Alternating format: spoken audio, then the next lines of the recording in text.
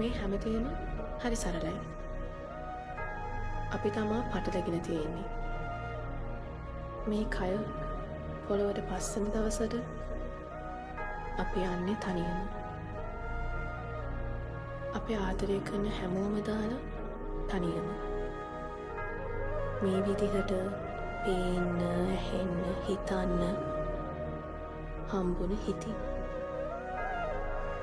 මැරෙන්න කලින් අපි ඉපදෙන්නේ ඇයි කියලා හිතලා බලන්න. නොදැන මේකෙන් කලියෙන්ම යන්න බලන්නේ නැතු.